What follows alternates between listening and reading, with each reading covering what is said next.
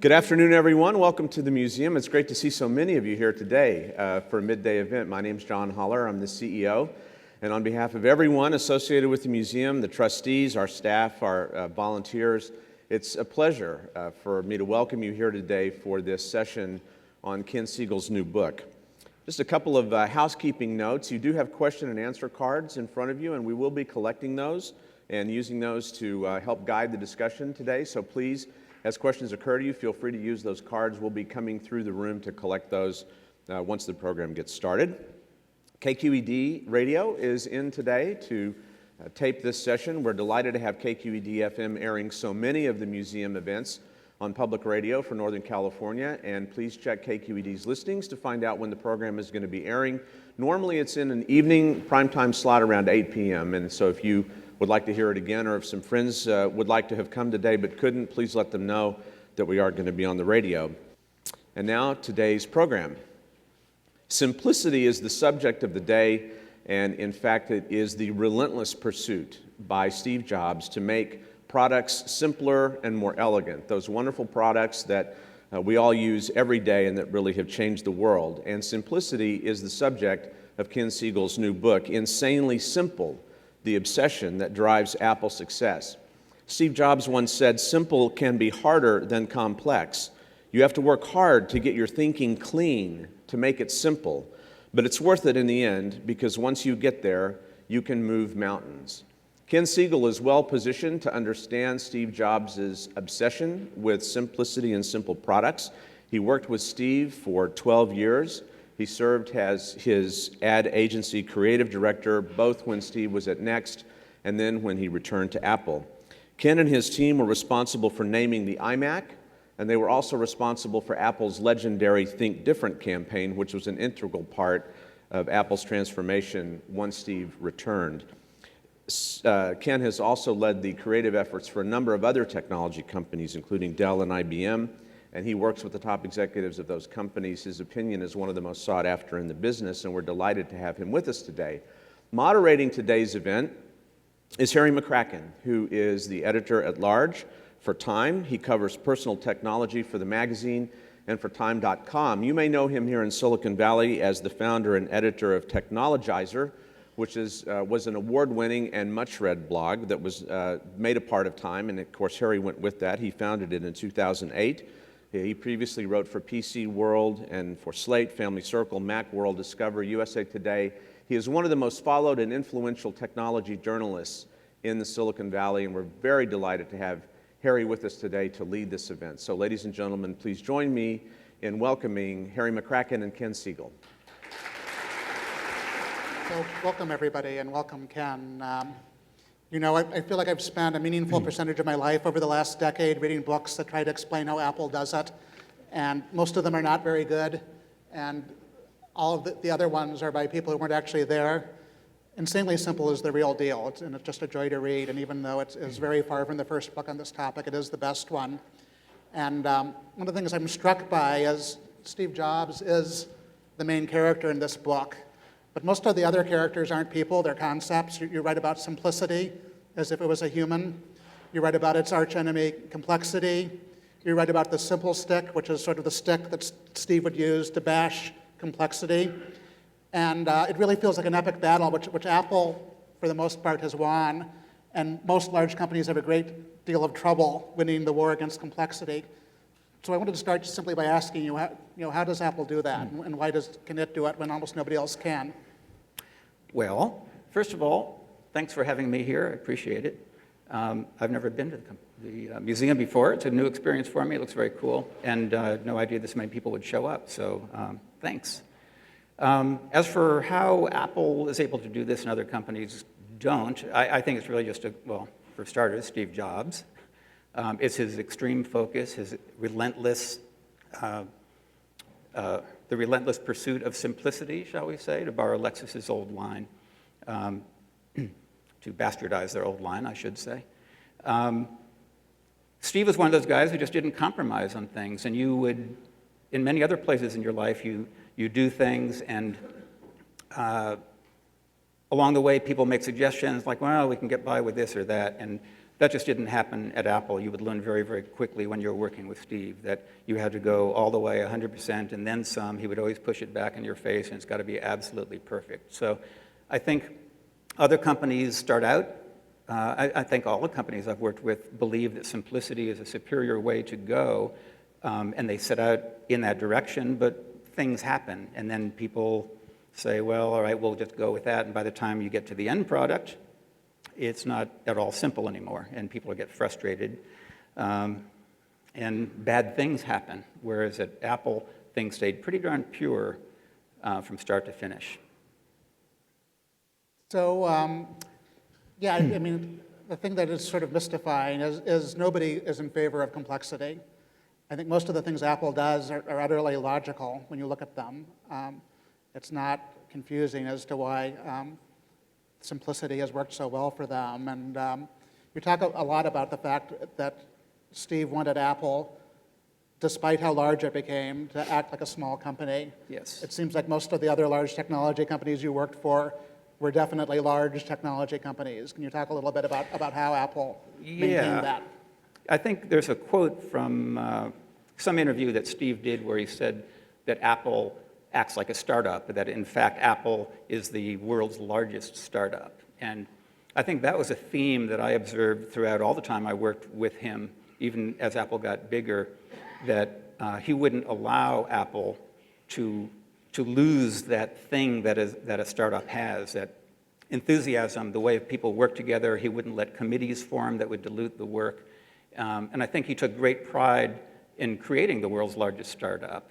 That I think that's really what sets Apple apart, even though they're obviously a big company and they've got a sprawling organization, and they do certain things in very big company ways. They have to, manufacturing and financial and all that kind of stuff. But when it comes to the creating of products and the messaging that the company sends out to the world, they keep that stuff very, very small. And it really probably isn't a whole lot different. There's a gross exaggeration about to come, forgive me in advance, but it's probably not a whole lot different than it was when he was starting the company in his garage. I think Steve's small company frame of mind was something he held on to and did not want to let get corrupted. And if he ever witnessed behavior that was indicative of a big company behavior, that's when you would get swatted down rather quickly. I was swatted once or twice myself.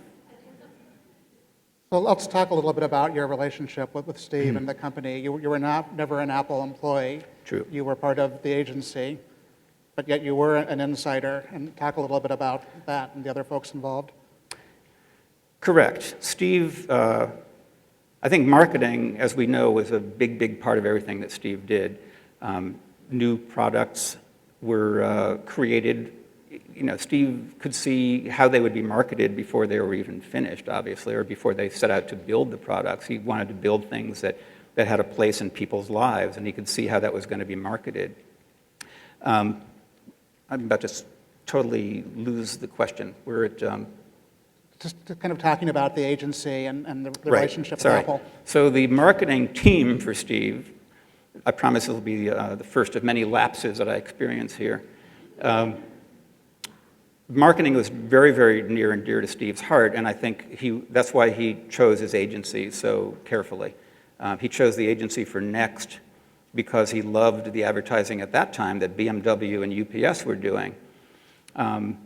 Little story behind that one was that he was ready, the product had been built, he was ready to advertise the Next computer, and he wanted an agency and said, well, I like UPS and BMW's advertising, so why don't you guys go out and find the agencies? We'll start by talking to those agencies, and it turned out that a single agency had done both of those things. So that's who we went with. And obviously his relationship with Chiat Day is a long-standing one, and a very, very close one. And I think Steve always considered the agency another arm of the company. So we did not feel like outsiders. We were privy to all the secrets and responsible for maintaining confidentiality and doing all the things that an employee would have to do, but we just weren't employed by Steve, which was actually better because we didn't have to see him quite as much, and it was more like a grandfather relationship, and I think that was healthier, knowing what I know now, yeah. One of the things I love in the book is you talk about the rotating turret effect, which happened a lot in meetings you had. Can you talk Yes. about that and what it was like to be in these meetings with Steve Jobs?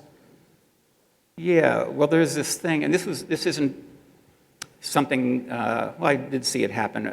A direct report to Steve told me this story, and he prefers to remain anonymous. He may even be here today. I could embarrass him thoroughly by revealing his identity. But he told me, the way he put it, there was this thing called the rotating turret. And if you're in a meeting with Steve, we were there with like 5 or 6 people, somebody might say something that was particularly dumb, which you didn't want to do in front of Steve. And he said everybody else in the room would sort of recognize that someone had misspoken, shouldn't have said that thing. And it was as if the whole room went into slow motion at that point. And everyone in the room knew it was coming, but they were helpless to stop it. And you'd see Steve sort of like this rotating turret focusing on that person. And then there would be that moment where the ammunition would be loaded, and then, no. Sorry, I didn't mean to single you out. You're not hurt, are you? Anyway, so that's an interesting point, though, I think, because, and I think this is something we experience in the world of advertising as well. I've worked for agencies that are really like nice places to work, and I'm sorry to say that the work maybe is too nice, that you need a little pressure. You need to know that if you don't succeed, you may pay for it with your job. What have you done lately? That kind of thing. And I think that there was this thing going with Steve. It's like, you want to please your father, because when Dad is happy, you will be happy, and he'll gush enthusiasm, and you'll feel really good about it. But at the same time, you would know that when Dad is mad, you're going to get a whooping, So when you worked with Steve, you knew that there would be consequences if you failed, which you would rather not experience. And that would sort of give you a little extra push.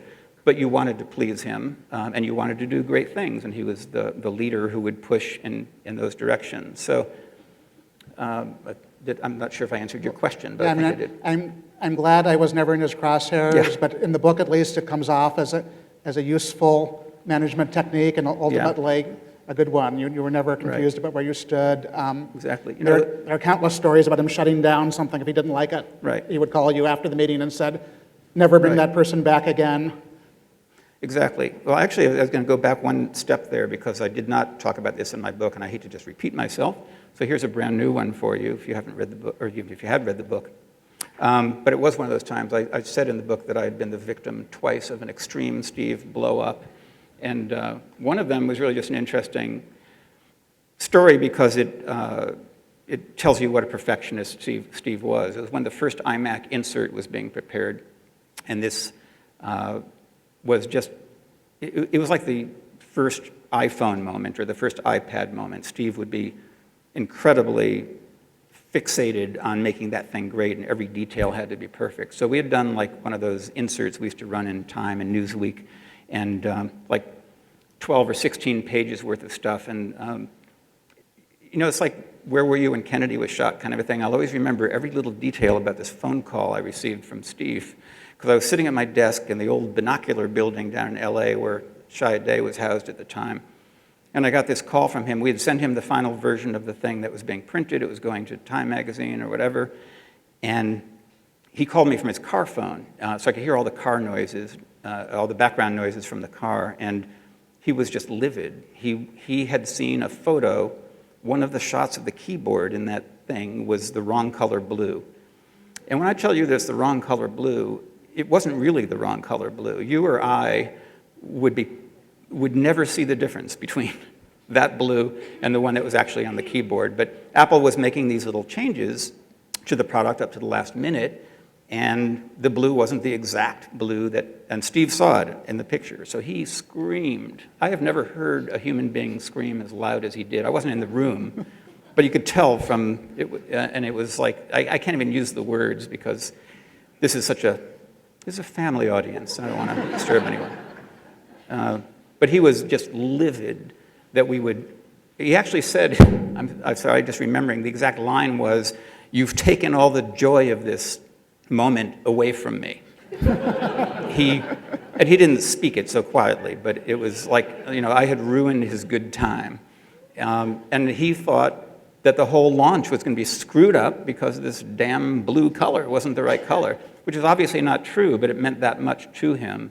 And you can look back and say, oh, that funny Steve, but at the time it was somewhat terrifying. So I was sitting there at my computer writing every expletive down so I could share it with the team when we were done with the call, but it was kind of scary. And I still have my transcript, too. It's one of my fond memories. Put that in the next book. So let's talk about some of the campaigns. You worked on Think Different, which is probably one of several candidates for the most famous Apple campaign of all time. And even before the iMac came out, it played a key role in putting Apple back on the map. Talk a little bit about how you came up with that. Well, first of all, I'm always want to be clear. I hate to take credit for things I didn't do. I was part of the team, correct. But that was part of before the agency was even appointed. When Steve came back, when we were just having meetings, he was briefing us on what the issues were and what he wanted us to do. And there weren't going to be any products for 6 months. We were just starting. This was in November, I believe, of '97, and iMac wasn't going to come out until spring, summer kind of time. So there was quite a bit of time when there was like nothing really. There were going to be a few tweaks to the existing line, faster processors, that kind of thing. But basically, what are we going to do to restore confidence here? The building is on fire, and we could go under if we don't reignite the excitement about this company. So really, we had to reach the people who used to know a successful Apple, but had been disappointed to see that the company had been so mediocre in the years leading, about the 11 years that Steve was gone. We had to reach people who were young enough that they never knew a successful Apple. They needed to get to know what the company stood for. And then the employees was probably the most important audience because they were primed and ready to return to greatness, but they needed to be reassured that Apple stood for something. So the campaign was born of that, and the stroke of genius, I think, was actually came from a guy named Craig Tanimoto, who art director who came up with the words "Think Different." And where I come from, art directors aren't supposed to come up with words, and all the copywriters were very upset by that. But I would love to have come up with those words, but they always got to me because I could see the words "Think Different" being literally hanging in the garage where Steve Wozniak created the first computer. It's what the company had always stood for. It really captured the essence of everything they believed. So you could put any product up in the history of Apple and say "Think Different" and it would work. And especially when the iMac came, which was another really major point. We hadn't seen the iMac at that point. So we were doing Think Different based on Steve's word. Great things are coming. I've been working with the engineers and designers, and things are going to happen. You got to trust me. So we're going to, run this Think Different campaign. And as it turns out, once the iMac was unveiled and we all got past the first initial shock of it, you could literally see Think Different under a picture of the iMac, and it would be perfect because no computer had ever looked like that before. You tell a great story in the book about a phone call Steve made to a friend of his in the White House. Oh, that guy. Yeah, this is one, the book's been out for a couple of months now, and to be honest, I've been surprised. I thought this was going to be the most talked about thing because it was so shocking to me, but it was during the Think Different campaign. In those days, at the beginning, it was hard to talk a lot of people and or their estates into appearing in the campaign because they didn't know, what is this? We don't want to be in an ad campaign. There are quite a few people whose images were never used for advertising, and we don't want to, denigrate the image of this, the family of the celebrity or whatever. So, but once the campaign started running, people started coming to us and wanting to be in it. And we would have these meetings quite often where it's time to refresh the campaign, who are we going to go with? And there was one point I remember where Robert Redford had sent a request in through his people saying, I'd love to be one of your Think Different heroes. That would be fantastic. I've got Sundance and all this stuff going for me. we'd sit in the room. This is like this total, abuse of power kind of thing. But we'd sit there and go, Robert Redford, you're no Mahatma Gandhi, So so Robert Redford was spurned, I'm sorry to say, and another one that was spurned, although he didn't contact us, but his name was on the table, just interesting story perhaps, but Woody Allen. And it happened not so long after his bad news, his bad behavior. And everyone around the room thought he deserved to be in the campaign. It's like Pete Rose deserving to be in the Hall of Fame, But he's been a bad boy. So we thought long and hard about that, and Steve said, to his credit, I don't want, I know his artistic achievements are certainly at least as worthy as anybody in the campaign, but, I don't like the person, and I think we have an obligation to have some kind of moral code here. And that's, the same way he's handled the App Store in later years. I mean, Steve really did want to do right by people and wanted to maintain that. But anyway, so I'm babbling here totally incoherently. There came a time when Steve came into the room and said, you know who'd be great in this campaign? Nelson Mandela. He goes, I really, really respect Nelson Mandela, and I think he would be unbelievable. If we could get him, that would just be like killer. So we said, well, we'll look into it. Although he's currently the president of South Africa, it might be a little difficult. He's likely to say no, but sure, we'll ask. So we sent out word to someone. I don't know who actually handles these things. I certainly didn't do it, but we got a report very quickly, like, no thanks from Nelson Mandela. I'm president of a country. And maybe when I'm out of office, like 6 months, I would consider it. And he was at that time scheduled to be retiring. I should have said that at the beginning. He was on his way out, but he wouldn't be out of office for another 3 months. And then he said, should wait. So Steve said, well, how about if I call Bill Clinton up and ask him to help us? Bill Clinton, who was the president And he was at the time. sitting president of the US. And I thought, all right, well, if that doesn't work, we can always go to the United Nations or something, I don't know. So I really thought nothing more of it. And then it's one of those moments you remember the time and place once again. But it was a Sunday afternoon, I was at home, and I needed to get some copy approved for an ad we were running. So I was on the phone with Steve, and the phone rang. His other phone rang. Hold on a second. He comes back on, he goes, I'll call you back in 10 minutes. So I said, fine, and literally almost to the minute, 10 minutes later, my phone rings again.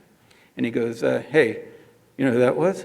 And I'm like, okay, tell me. It seemed like he wanted me to ask, obviously. He goes, that's Bill Clinton. And I'm like, oh, how's Bill? He said, yeah, he talked to the Mandela people, and they said he doesn't really want to do that. It's kind of, not really the right thing to do.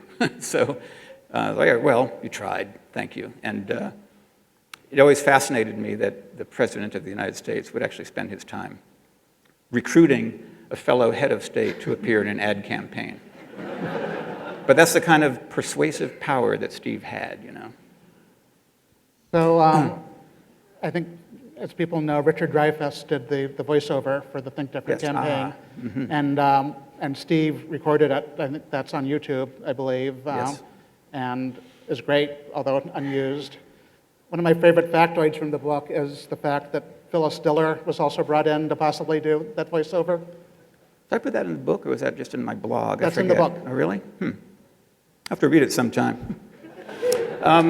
Yeah, it's actually a really fascinating story, at least I think so. Well, first of all, just to go back one bit there, I was actually the person who went up to Apple and recorded Steve doing that voiceover, which we took a sound guy from the agency and went up there with a digital tape recorder, and Steve thought it was a bad idea from the start, but he agreed to meet us, and he said, I'll do, actually, I'm getting the story backwards. I'll meet you in the Apple auditorium, which he did, and then he was in a grumpy mood that day. Things were really busy. I don't know what was going on in his life, but he just walked in and he goes, listen, I'm really busy. I'm doing one take and I'm out of here, and I don't think this is a good idea anyway. So I was like, all right, well, that chirpy attitude, we'll see what we can get out of you. And we recorded him, and he actually did 3 takes, and that was nice of him to do. And then he said, I'm out of here, and he left. And we actually tried to sell that as the voice. We thought that Steve was the one. He loved the commercial. He loved the words, and he thought they just so perfectly captured Apple's spirit. Our point was, well, if you really believe that, Steve, then you should read it, because no one is going to be more convincing. An actor is going to act as best he can, but you really believe it. So we recorded that, and then we recorded the other celebrities, and the night we had to make the decision, Steve said, it's not even close. I don't like my voice. I don't want to be a distraction. People are going to be talking about whether I should have done this or not, and the words are important. I want people to just hear the words. Therefore, therefore, I don't want to do it. So we went with Richard Dreyfuss. However, about a week before that, we were in one of those meetings, and Steve said he'd bring these things up sometimes. He said, I've got an idea for you for the voice for the commercial. At that time, we were just we had the visuals together, and we were finessing the script, et cetera. And he said, I got an idea. It's going to sound a little crazy, but it's Phyllis Diller. And we all looked at each other like, yeah, it does sound crazy. And he said, but hear me out on this one. He goes, we're working with her at Pixar on A Bug's Life. And she plays the Queen Ant, and she is just like really good. She's got a really interesting voice. And I'm not saying you should definitely use her, but you should definitely check her out. So I'll try to make the story shorter because I can go on with this one. But first of all, I had no idea how old she was at the time. She shows up at the studio, can't walk very well, and she has her assistant with her because she's got to, help her get from place to place. I think her assistant was as old as she was. So you got like two 90-year-old women trying to help each other walk across the room.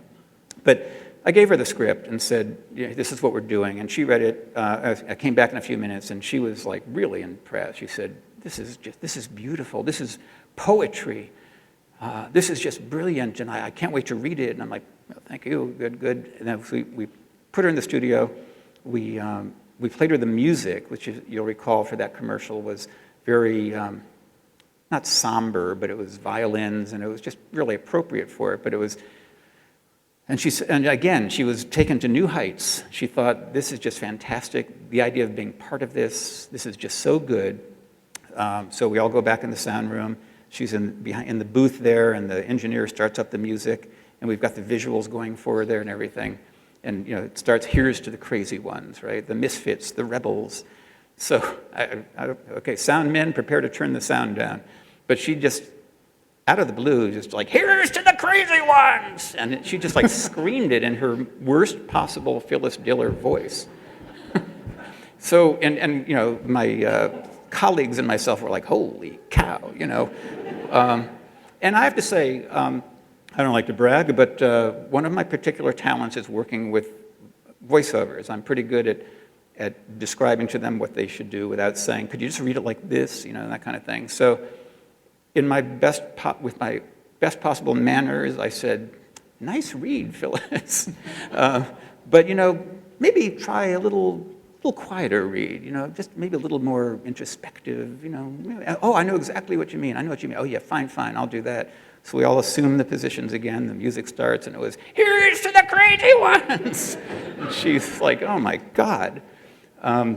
So then we're like, well, now what do we do with her? It's like, well, let's get one more out of her. So I did it again. I said, we're getting closer. But really, just a wild idea. Why don't we try one that's like more of a whisper even? Just like really, because the music is so moving and all that. And so she goes, she goes, I don't really do that. I'm like, well, I know, but you have such an interesting voice. Maybe if you just whispered it more. So she goes, all right, I'll give that a try. And then the thing starts again, and I won't yell it one more time, but she did the exact same thing. I mean, it was the identical read 3 times in a row, no matter how much I implored her. And that tape, along with the Steve Jobs tape, was filed away somewhere, and I never saw it again. So we're talking, was it 97, 12 years ago or so.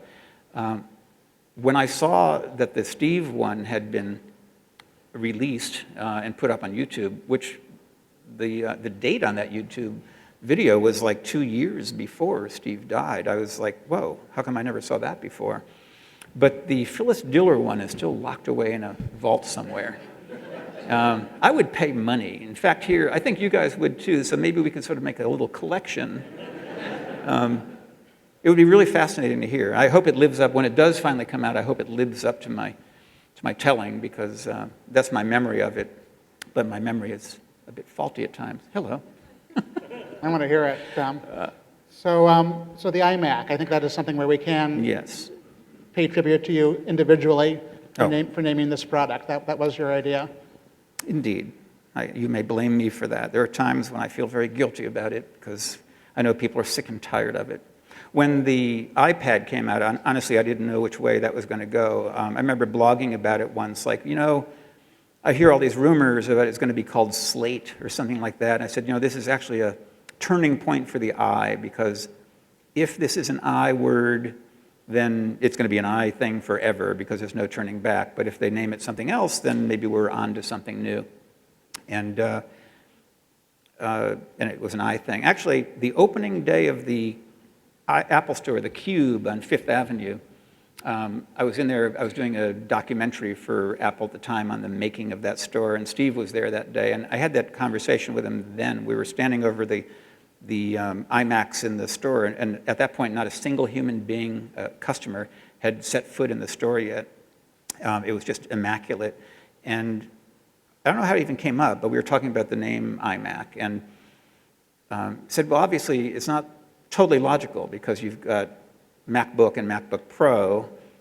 There should be a Mac and a Mac Pro. But this is Steve talking. He said, but we can't call it a Mac because they're all Macs. Like when someone comes in the store and says, my friend told me I should get a Mac, it would be, well, do you mean the Mac or do you mean some other Mac? So it wouldn't work very well. So they're kind of stuck with the iMac as well. So the I is probably, will probably be part of our lives forever. But the story you may be getting at was the naming, the original? Or Well, yes, that was not the first name that Steve liked. Right. He liked his own idea. Right. Well, this one, maybe you've heard about it because it's gotten some press, but I will tell it again. But Steve, that day he said, we've got 2 weeks to name this product. We'd had our briefing on it, we'd seen it, and he said, I've got a name I really like, but maybe you guys can do better, and the name I like is MacMan. And we, please control yourself. People, we had the same reaction, to be honest. It was like, you kidding? MacMan?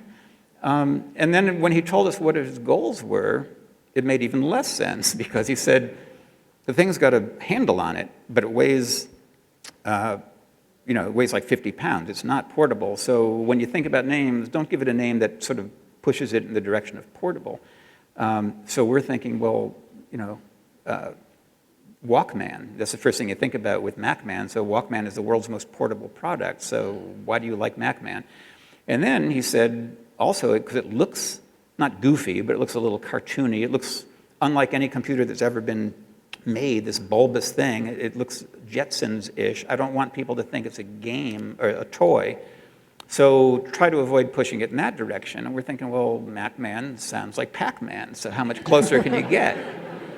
So his reasoning didn't make any sense at all. And I tell the story because it's funny, and it's just hard to imagine Steve being so utterly wrong. But it was one of his few lapses. Obviously, the man was a total genius, and we'll never, we won't see the likes of him for many, many decades to come. But the funny thing about the way people work, I mean, you can be really, really smart, but when you feel in your gut that something is good, it doesn't matter how many facts people throw out. It sounds like a game, it sounds portable, you said you don't want it to do those things, it's a horrible name. And he would say, like, well, I still like it, so see if you can do any better. So we came back with about 5 names the next time, and I had to go through that. Do I start with a good name, or do I build up to it, or whatever? And I decided I would build up to it. So the first 4 names, and I should quit while I'm ahead with the iMac thing. If I tell you the other names, you're going to lose all respect for me. But other people probably came up with those names. But anyway, there was like Rocket Mac and Macster, and Every Mac was my least favorite because it was the Mac for everyone. It's like, how pathetic can you get? But that was just the build-up, the fodder we were throwing out there because, here, Steve, we got this name. And we had a board for every name, and it said iMac, I for I meaning me, for individual, imagination, all the I things you could put to it. And by the way, it's kind of a good foundational thing, just in case one day we might ever want to name another product. You've got an I thing.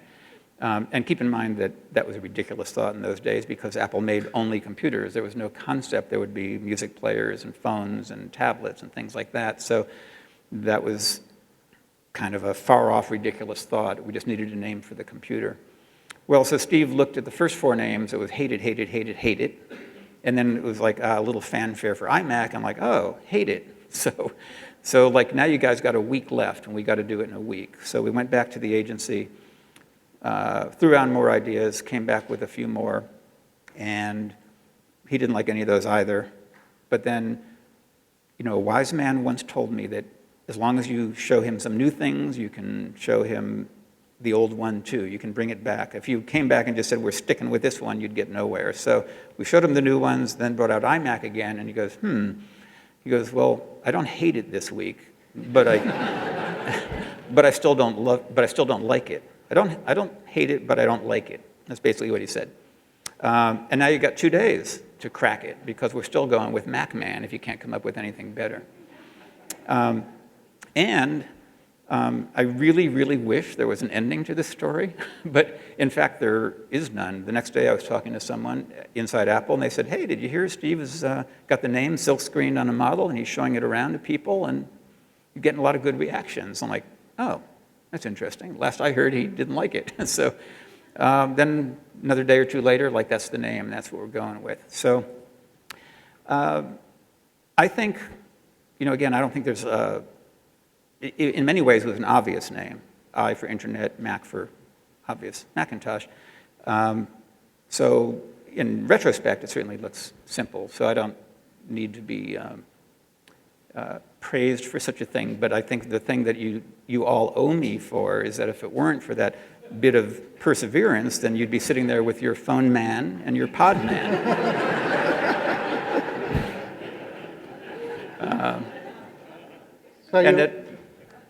We were talking about that earlier, about what would have happened if it wasn't iMac, Yeah, right? that there's some alternate universe where who knows Right. what happened.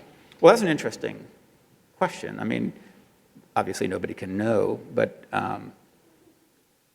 I suspect that if it was MacMan, that would have been the name of that computer, and we would have moved on for other products. So I think the fact that iMac had a foundational aspect to it, and it became, it evolved over the years, obviously. It sort of stands for consumer product from Apple now. So one of the things that makes the book fun is you don't just talk about all these instances where Steve Jobs was right. You talk about stories like MacMan and him wanting to put a golden ticket inside an iMac box and greet the winner dressed as Willy Wonka and all these other crazy ideas which he did get talked out of. And for someone who was so unimaginably stubborn, he did seem to have a capacity to be talked out of stuff, to accept better ideas when they came along. Can you talk a little bit about that? Yes. I think one of the things that doesn't get talked about Steve as much as it should is that he was not the all-controlling tyrant. In fact, he purposefully surrounded himself with the smartest people he could find. I hope that one doesn't say, get this guy off the stage quick. He knew that he didn't personally have the talent to do these things. He had the vision, he had the ability to lead groups, but he needed great people around him. So he wasn't going to just fill rooms with these people and say, do it my way. He wanted people to be creative. And I think one of the great things that I experienced personally working with people inside Apple was that there was when it was time to go to Steve and show him things, people wanted to show him more than he expected. There was a joy in, like, oh, he'll never see this one coming. I think he's going to love this. Whereas at other companies, if you tried something like that, when I'm working with Intel or Dell, and I have a feeling because I'm in, some of this might be enemy territory, I'm not sure. Anybody from, I should ask, people work at Intel here, anybody? No? Oh, there's one. Hi. Well, take this with a grain of salt. I'm only talking about the marketing group. I think Intel is like one of the most brilliant companies in the world. And, oh, he works in marketing too? Oops. Anyway, I think in those places you tend to get slapped down for, if the CEO is expecting to see something, we already told them that you're not going to go back and say, well, we had this different idea, because people around the world have bought off on it, and you can't disrupt the process like that. So I think at Apple there still is, I hope, this desire to always be creative and do things that may not be expected. Here's a question from the audience, which you probably cannot answer, but it might lead to some interesting conversation. And that question is, why did Steve select an apple for the logo of the company when pears and plums are more common in Santa Clara County? But that raises something which is fascinating, which is the degree to which the things that Apple is still using for branding date back to 1976 and 1977, when Steve was 21 and the company was him and Woz. But they created a brand which actually is very consistent with Apple in 2012. Mm-hmm. There was that ad for, I think, the Apple II, which you mentioned in the book, with the tagline, "Simplicity is the ultimate sophistication." Right. Was that just a little miracle, or how did that happen?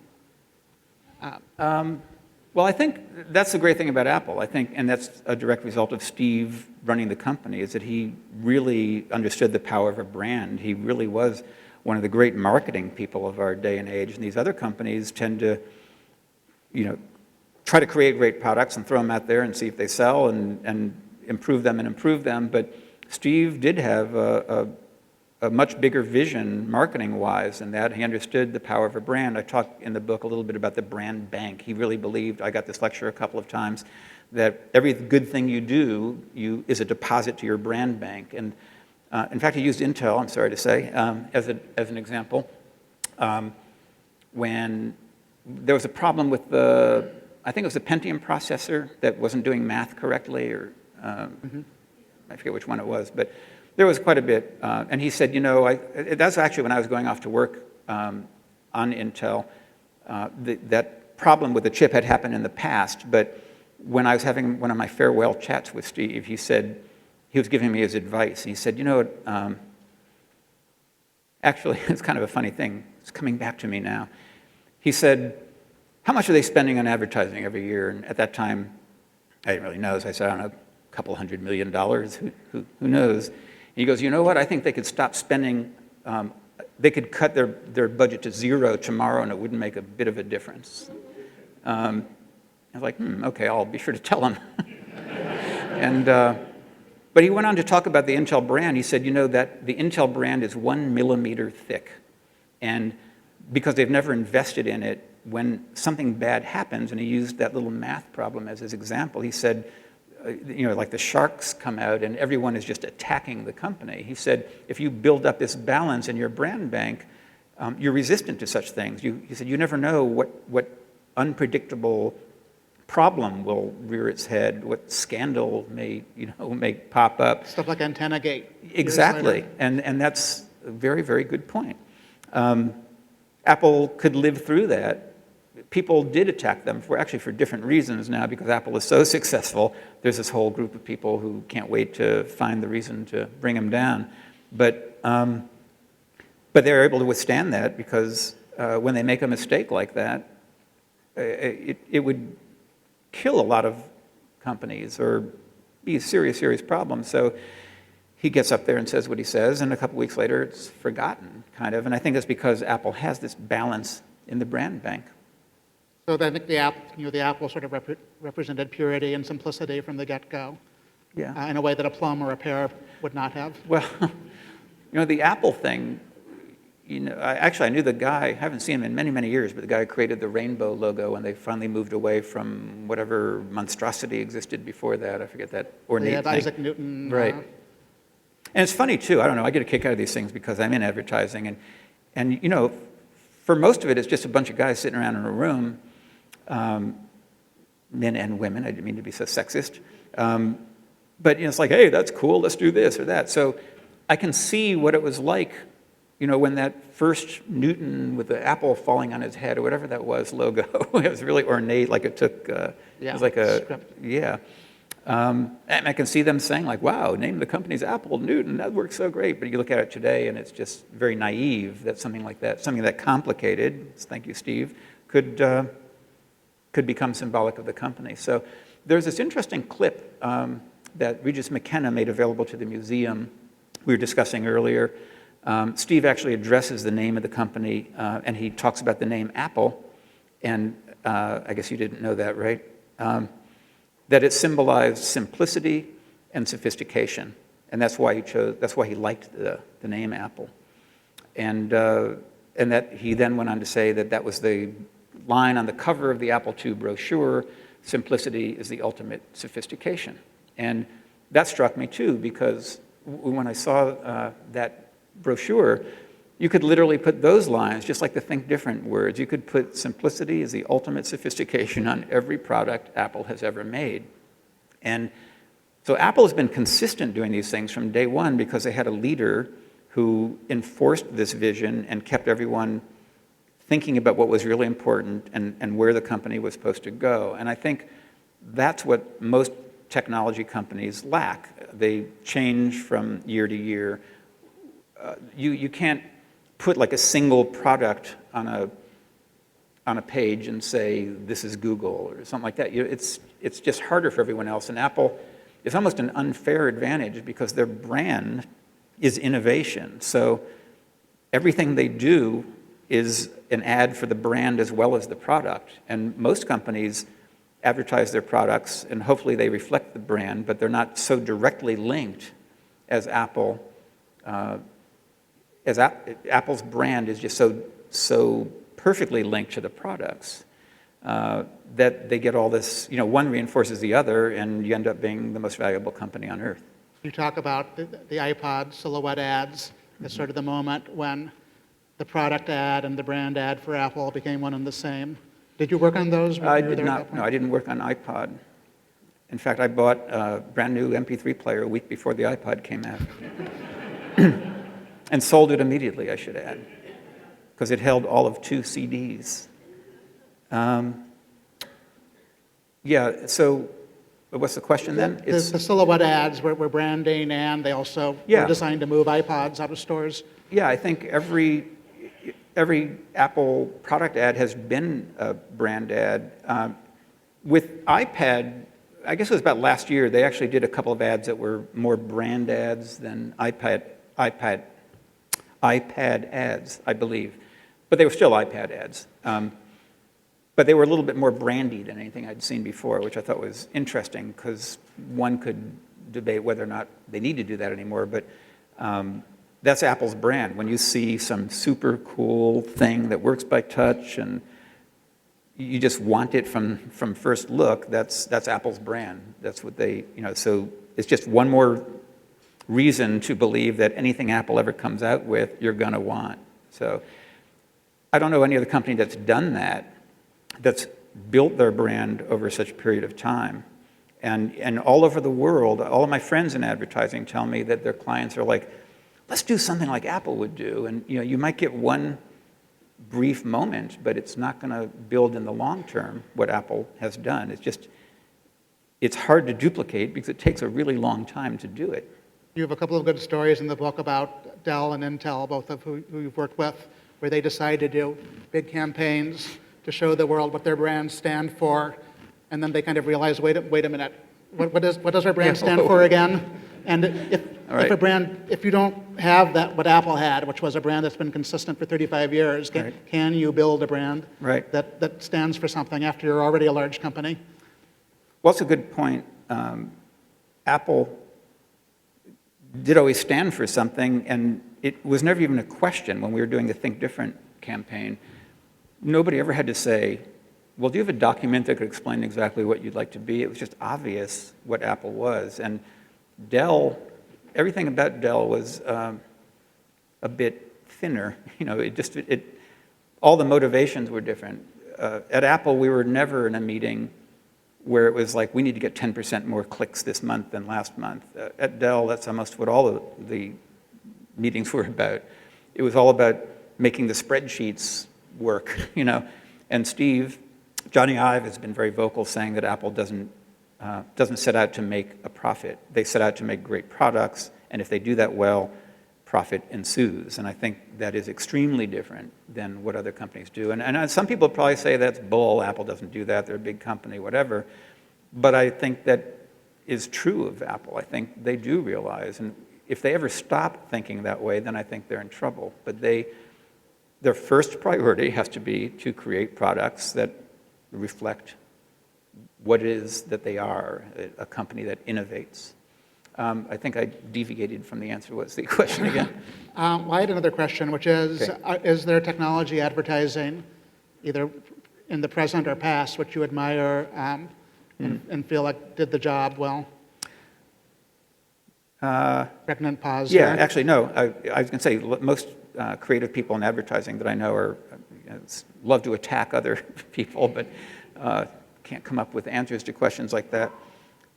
Only I'm very picky, so every 2 or 3 years someone does something that I wish I did. It was just really, really great. And it's Apple, of course, but the Mac versus PC stuff I really, really liked. And we can get back into that in a little bit about the new ads, I guess. But Google had a moment when they did the search ads, and I'm not sure if they still do them even, but where they tell a story through search. Yeah. And they put them on, it might have been on the Super Bowl a couple of years ago. Very simple, that you could tell a human story just by search fields and the images that come up and the photos you share and that kind of thing, to show how Google is a part of a human being's life and then could really make life more interesting and fulfilling. I thought that with campaign Google was Plus good. and so forth. Yeah, but I don't, I don't enjoy, well, I enjoy criticizing, but the a lot of Android stuff and, things that Samsung does, making fun of Apple and making like Apple's big brother now, how ironic, they used to be 1984, the revolutionaries, and now they're a big brother, and trying to twist things. And I enjoy all the tricks these companies employ to try to make a dent in what Apple has built, but I haven't seen anybody succeed yet. Speaking of 1984, that's pretty consistently named as the best single commercial of all time. Mm-hmm. But as you mentioned when we were talking, it did not result in a lot of people buying Macs at first. The Mac got off to a slow start. You also talk about the switcher ads from about 10 years ago, showing real people explaining why they dumped Windows. Mm-hmm. Got a huge amount of attention. They did not, at the time, result in a lot of people switching. Switching kind of happened later, after the iPhone and iPad came along. Can an ad be successful if everybody loves it and pays attention to it, but it does not actually move devices? So one of the great things about being in and around the world of Apple is that it is so incredibly analyzed and overanalyzed that things, people try to be smart by pointing things out that are contrary to popular belief. So I read something, and actually I'm sorry to say it came from Regis McKenna, but I think he was misinterpreted. If I recall, I think I pointed it out in something I wrote, but the headline of the story was that 1984 wasn't so great after all, it didn't do anything. It's like, well, can we hold on a minute there? Because 1984, was the beginning of just an incredible era for Apple. And even if it didn't result in sales at the beginning, it spurred the company on for so many years, and it was the spirit of the company. Still today, they talk about it. So to say that it failed because it didn't have, it didn't create so many sales, I think is just pretty absurd. I think Apple's gotten hundreds of millions of dollars of goodness out of that ad. The switcher ads, maybe not so much, in that they're kind of fun, and they were a moment in time, but I think one day when they open the Museum of Apple, is that a wing here or anything? I think the Switchers campaign will be an interesting exhibit, but it won't attract a lot of viewers. I think it's just kind of, oh, they did that and that was cool, whatever, but it wasn't like a landmark thing like like 1984 was. And actually, there's a thread that runs through many years, which is interesting. It goes all the way back to the John Scully days. But Apple has tried many times to put a dent in what they considered this monstrous thing that they couldn't put a dent in, which was Windows.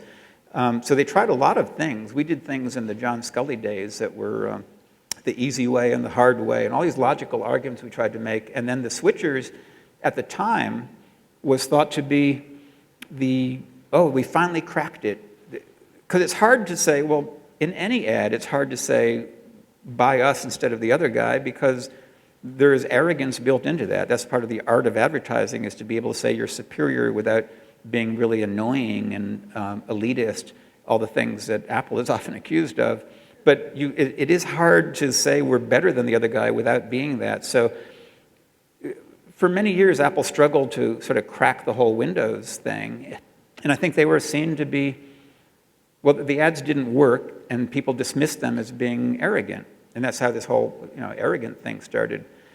But the switcher campaign seemed genuine, and it didn't seem as arrogant. And a lot of people thought, like, hey, they finally cracked it.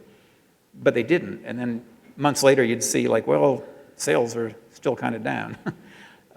So personally, I thought when the Mac versus PC campaign came out, I thought, now they finally cracked it. Because, again, there's got to be some arrogance built into it, because we're saying we're better. But they made the PC character kind of lovable. In fact, I read a lot of articles. They thought he was the most adorable character in the thing. I mean, and now that this new controversy has come up, I see people talking, because I made the point that Mac PC was so brilliant and it ran for 4 years, 66 commercials and all that.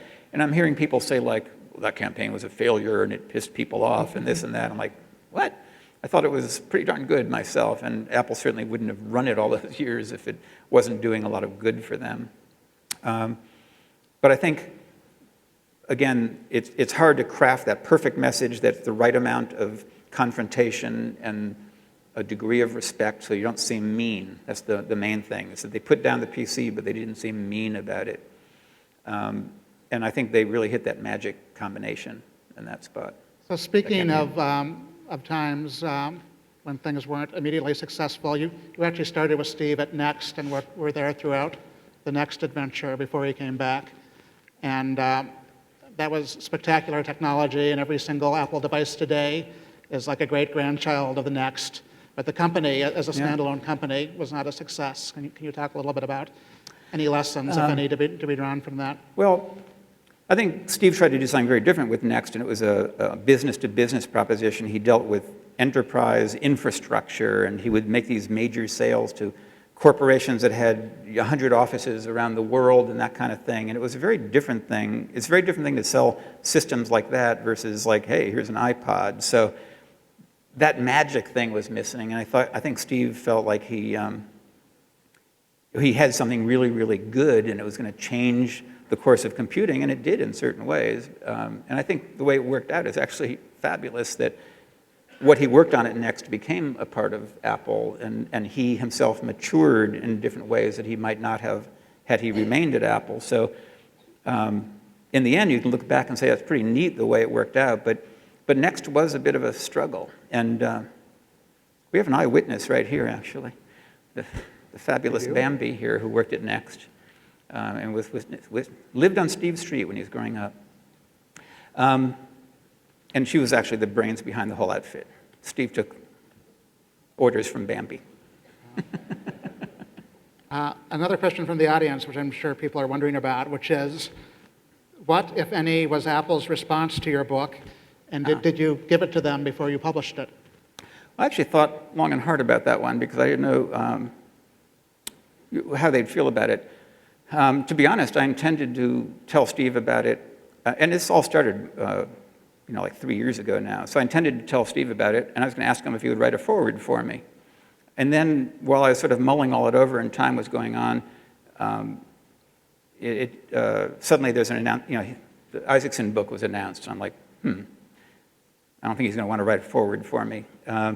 He probably doesn't want another book coming out that's, whatever. So I just thought, well, I'll think about it. And I thought about sharing it with but if you tell them what you're going to do, and then they'll want the right of approval and the whole bit. So I decided it was probably best to just do it. And then, Steve's medical condition changed dramatically, and he couldn't be bothered with something like this. So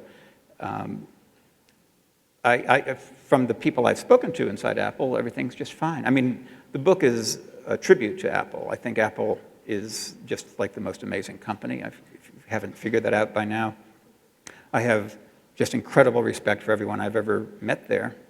And I think they've accomplished such amazing things that's why I wrote the book. I think the principle that drives it, this love of simplicity, is a lot more present than people give it credit. And I think Steve applied that just because that was a part of his personality. He applied it to everything, not just the products, but the processes, the development, the advertising, the naming. I mean, it was just always a consideration, like what's going to make sense to people, and what are they going to get quickly and appreciate better. And did you get any feedback from them since the book came out, for good or bad? Nothing direct. No death threats or anything. I haven't revealed anything confidential, I don't think. Another question from the audience. Did Steve Jobs' style hinder, with an underline under it, innovation and creativity? And I imagine that kind of refers to his reputation as a micromanager who wanted things done his way. And from the outside, there are certainly people who say that must have been really stifling. Well, first of all, I have to acknowledge the limits of my own knowledge. I was not involved in product development, so I was seeing things from the marketing side, and we'd get invited in various times to give an opinion on the colors of iMac or something like that. So I can't really say on the product development side if he was stifling or not, but my gut tells me no. He drove people to do great things, and he would encourage greatness, and he would reject things when they weren't great enough. So I don't think he was stifling anyone. I do think there are a lot of people who probably don't like to work in that kind of environment, and they may feel like, I don't like that kind of pressure, but those people don't succeed at Apple. So you have a great line in the book. You say that he was not a creative genius. He was a genius who loved creativity, which sounds like he was somebody who appreciated good ideas from anywhere.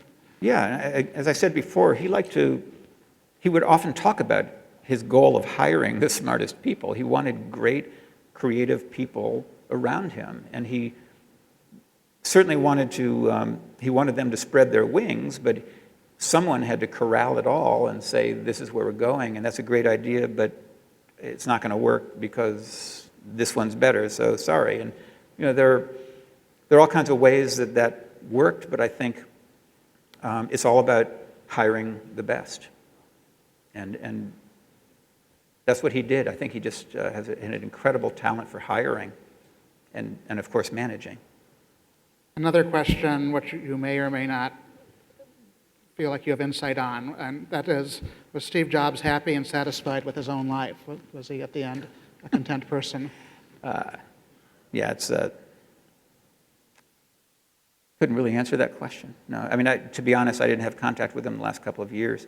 I'm assuming that he did what he did. He was very fulfilled, I know, when a product like iPhone came out or a product like iPad, and you could see that on his face at the presentations. So he lived for those moments, and I do think, I actually pointed out in the book that one of the lines he contributed in the Crazy Ones commercial was that they push the human race forward. And I think Steve felt compelled to do that. And it wasn't about, here's a cool music player and here's a cool tablet. There was a much bigger vision at work, and these were all steps along the way. And I do think, just because you've heard him speak so proudly, that when he saw preschool kids using a tablet, or doctors, moms, people in old folks' homes, I mean, every kind of person who didn't really even use computers before, and then all the people who did use computers before, using them in different ways at patients' bedsides and whatever.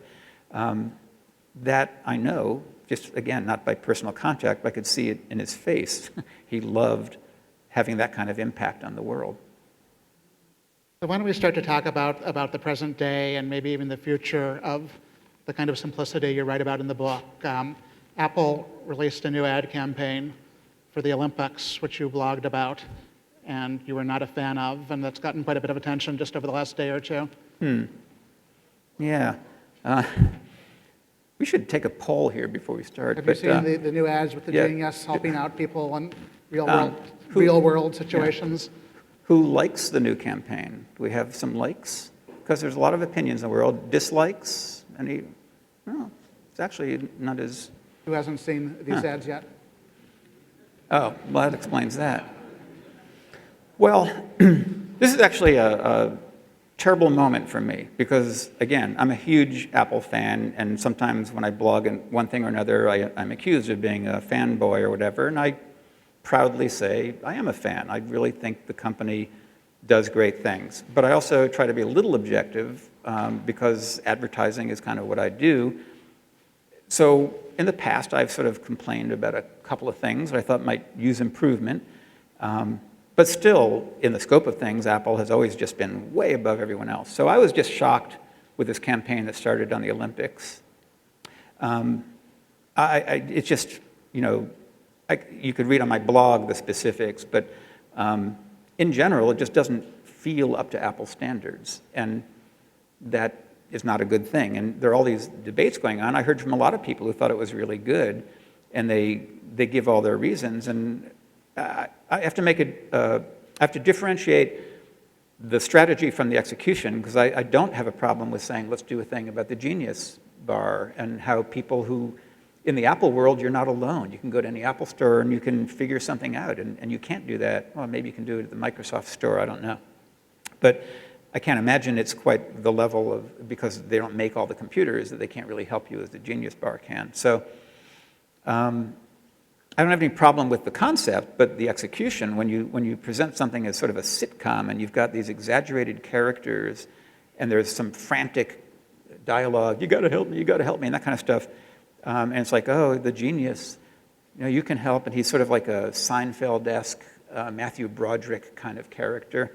It just feels like you're watching a little bit of a sitcom, and not a particularly good one, which is the unfortunate part. I think the writing is not very great. And so it just feels like a Best Buy commercial, which is a harsh thing to say. Ooh, but that's what... stings. I mean, I didn't even come up with that. I've read that, It's just so... you just don't expect that from Apple. I've gotten a lot of letters from people saying that my wife and I were watching the Olympics, and we both turned to each other after that spot and said, that was from Apple? Like, holy cow.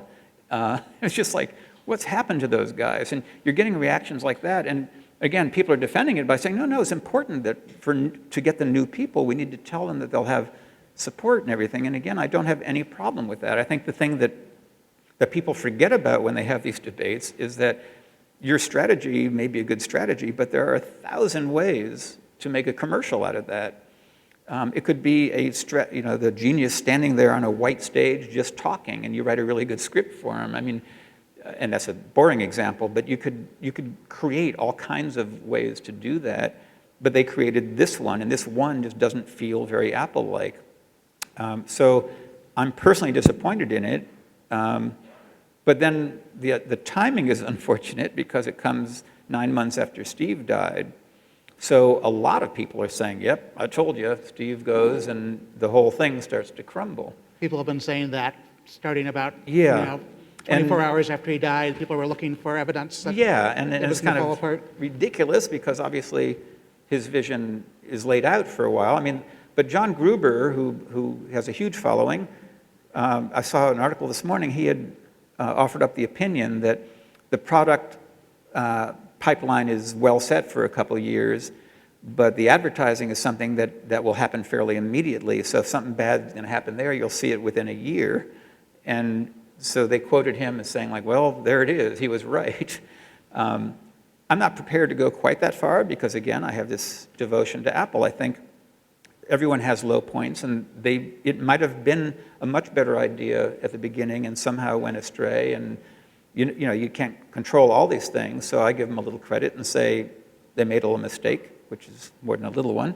And the next time they'll bounce back with something better. They may not want to change campaigns because that might make them look, like wishy-washy or something. But I would imagine that the next spots, if they continued with these, would be far higher quality. I hope. You do talk in the book about the fact that for a long time, Steve really didn't like ads that showed people because if you show a person, they might like that person or not like that person. And so there are all these Apple ads that show only the product, although eventually, Apple did lots of ads with people in them eventually. That struck me about this new campaign, too, is that there were times like when we started doing the first iMac ads, it became a bit of a formula. You'd have gorgeous product, and you'd have to put the product out there front and center because it was so unusual. That was the selling point of the product, was the way it looked. So you'd put the product, you'd have the clever line and the hopefully good copy, and life would be sweet. But then we started getting into other areas and where human beings might come in handy, and Steve was of the opinion that, if we put Harry McCracken there, I mean, obviously most people would want to be like you, but but there might be some who are like whatever, and so I was going to ask for a call of hands on that one, but no. So it's just a risky thing to do to say, like, you can be like this person. Or, I mean, you're not really saying that, but when you're saying this person is using the product and you're spending all these millions of dollars to put them on TV, you kind of are saying that. This is the kind of person who uses our product. I would actually go back, I'd forgotten about this one already, but the first iPod commercial, which I do mention in the book also, which was horrid. It was probably worse than the current campaign, come to think of it, because it was one of those examples, and maybe I feel that way more strongly than others, because that was an example of a guy I do not want to be like. And for those of you who don't know it, it was a guy sitting at his computer playing on his iTunes. He was like rocking out to this music, and then comes the revolution. He's got a thing called iPod, so he unplugs the thing and then puts on the earphones, and he's still listening to the same song. I don't know how they even did that with that technology, but that was the concept of the commercial, I guess. And then he proceeds to dance out around the living room and out the door, and it was like, oh my God, he looks like an idiot. And people started referring to the commercial as the iCloud commercial. But the product was really good. I mean, iPods set the world on fire. So again, a bad ad isn't going to kill you, and you're out there and your people are still talking about it, and there were probably people who thought it was a good ad, but I think most people were very disappointed by it. And I wonder, because I wasn't involved in that, if Steve wasn't kicking himself because he didn't follow his own rule on that one. He showed someone, it wasn't just a user, it was someone who was really demoing the product, and you could be like that guy if you got an iPod, and he was really the last person in the world I want to be like. So a couple of bad spots may just be a couple of bad spots, not the beginning of the end of the world. Yeah, I mean, between all of us in this room, promise to not let it go any further. I worry a little bit because of this. Phil Schiller is in charge of advertising now, so I'm told. And there were meetings where Phil didn't like something that we thought was great, and Steve vetoed him. So that is somewhat fresh in my mind, and I look at these spots and go, all right, maybe it's one of those situations where there was nobody there to veto. But that's all sheer conjecture.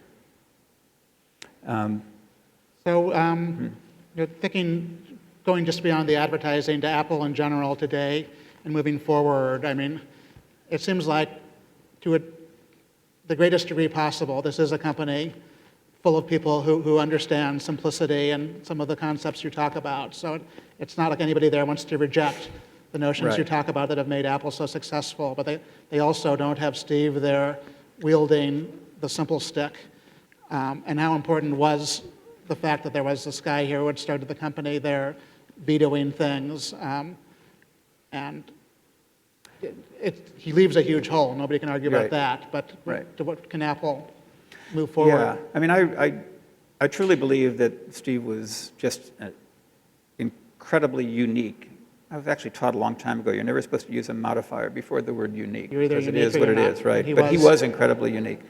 And there will never be another one, and certainly not running Apple anyway. So it does make you think, but I also know that Steve instilled his values in the company. As you say, everyone buys into it. And they have the Apple University now, which was designed to help the executives maintain those values. And everyone knows that Apple exists to innovate, and then when they stop doing that, they're in big trouble. So all of that's good, but it is what it is. And Walt Disney died, and the company went on and struggled for a while and sort of found its footing again. But they encountered situations that Walt would never have imagined. Acquiring ABC and things like that. Apple is going to encounter situations that Steve never imagined, and Steve himself said, don't do the what would Steve do thing, just do what's right based on what we all know and believe. So I think Apple absolutely has a strong set of values, and that will guide them, and but they will make mistakes, and I don't like stitched leather on my contacts and my iCal or calendar, whatever it is. Which, by the way, since I brought that up, I'm sorry, part of, OS 10, I happen to love, I get the new toy, Mountain Lion, and I've just never, the whole stitched leather thing, and I was so sure that that was a sign that Steve, of his waning influence on the actual products and while his health was declining. And I had a conversation with someone inside Apple who was part of the team, and they said, well, and I told him that, I said, well, yeah, obviously, because that stitched leather thing is just kind of weird. And he said, well, actually, I hate to tell you, but Steve loved the stitched leather.